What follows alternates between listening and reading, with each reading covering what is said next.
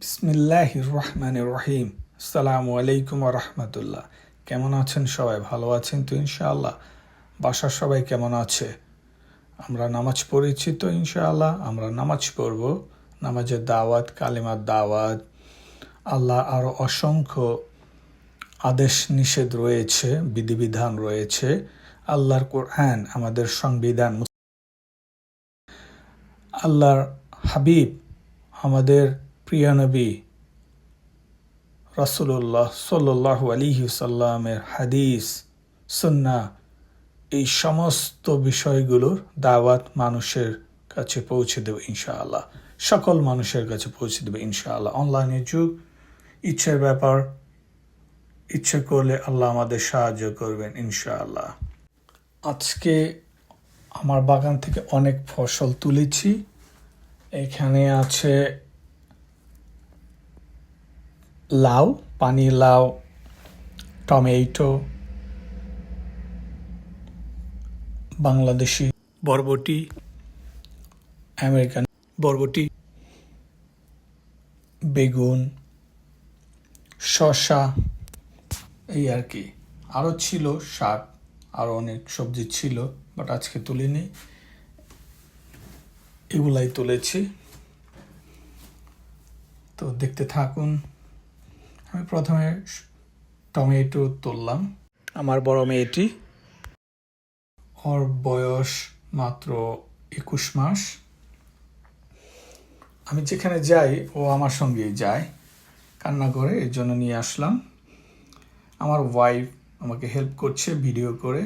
দেখতে পাচ্ছেন ঝুড়ির মধ্যে অনেকগুলা টমেটো তুলেছি। একটু কাঁচাও তুলেছি, একটু কাঁচা না, ওটা বাসায় রাখলে পেকে যাবে 2-1 দিনের মধ্যে। এখন বরবটি দেখতে পাচ্ছেন, এটা আমাদের দেশি বরবটি।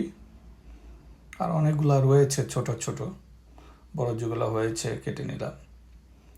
টমেটো তুললাম, বরবটি দেশি এটা। আর রয়েছে বাসার সামনে, ওখানে জুকিনি, আমেরিকান শিম। এখন আমেরিকান শিম গাছের এখানে চলে আসলাম, এখানে কাটবো। একটু সময় নেব, কারণ ছোট ছোট গাছ বেশ কয়েকটি আছে, তো তুলতে অনেক সময় লাগে। আল্লাহ পাক অনেক ফলন দিয়েছে আলহামদুলিল্লাহ। এ পর্যন্ত আল্লাহ পাক যে ফসল খাইয়েছেন আলহামদুলিল্লাহ, কয়েক মাস যাবৎ খাচ্ছি আল্লাহর রহমতে। আল্লাহ খাইয়েছেন। আরও অনেক রয়েছে। শীতও চলে আসছে প্রায়, মাঝে মাঝে একটু শীত পড়ে, আবার একটু গরম পড়ে। ফলনও কমে আসবে নেক্সট মান্থে। হয়তো গাছ বাঁচতেও পারে, নাও বাঁচতে পারে, আল্লাহর উপর সব। আল্লাহ চাইলে আরও 1-2 মাস গরম থাকবে ইনশাআল্লাহ, তাহলে ফলন আরও পাওয়া যাবে। যদি শীত পড়ে যায় তাহলে গাছগুলো মরে যাবে, কষ্টও লাগবে। আর যদি আল্লাহ পাক গরম রাখেন তাহলে 1-2 মাস গরম রাখলে আরও ফসল উঠবে, আশেপাশে মানুষকে দিতে পারবো ইনশাআল্লাহ, নিজেও আল্লাহর হুকুমে খেতে পারবো। এখন লাউ গাছের কাছে চলে আসলাম। এই প্রথম লাউ। আম্মা বলল যে নিয়ে আসো, বেশি বড় করলে টেস্ট লাগবে না, হয়ে যাবে, বয়স্ক হলে খেতে টেস্ট লাগবে না, এটা যে বীজগুলো শক্ত হয়ে যাবে অন্যরকম। দেখতে পাচ্ছেন এখানে লাউ, দেশি বরবটি, আমেরিকান বরবটি, টমেটো আছে। একটু পরে শসা তুলবো, তারপর বেগুন তুলবো।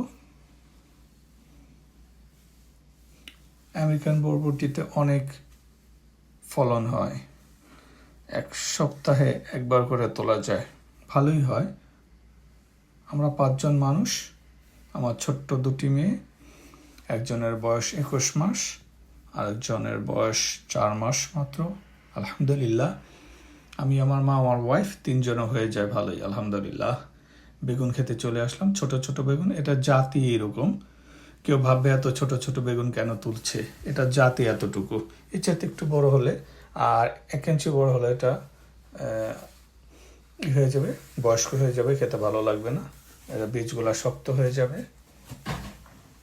এই শসা দেখতে পাচ্ছেন, এটা বড়, এই যে হাতের ডানে, এটা বীজ তৈরি করব সামনের বছরের জন্য ইনশাআল্লাহ, আল্লাহ চাইলে হবে।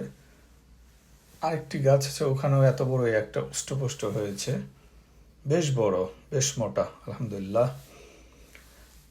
আমার ছোট ছোট শসা গাছ কয়টা হবে, 5টা 6টা হতে পারে বা কম বেশি।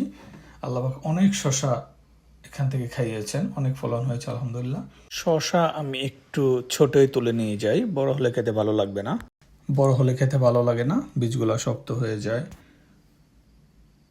এটা বাংলাদেশি জাত, আমেরিকান জাত আছে একটু কালো বা অন্য এরকম সবুজই হয়, দেখতে আরো অনেক লম্বা, 1 হাত হয়, 1 হাতের উপরে হয়, বাট আমি ওগুলা আনিনি, আমি দেশি জাতেরটা এনেছি। শেষ পর্যন্ত দেখুন, আমি সবগুলো কেটে এক জায়গায় রেখে একটু ভিডিও করেছি, অনেক সুন্দর লাগবে দেখতে। দেখতে থাকুন, ভালো লাগবে ইনশাআল্লাহ। আপনাদের প্রতি আমার দোয়া রইল, আপনাদের পরিবারের সকলকে আল্লাহ পাক ভালো রাখবেন, সুস্থ রাখবেন ইনশাআল্লাহ। আসসালামু আলাইকুম ওয়া রাহমাতুল্লাহ।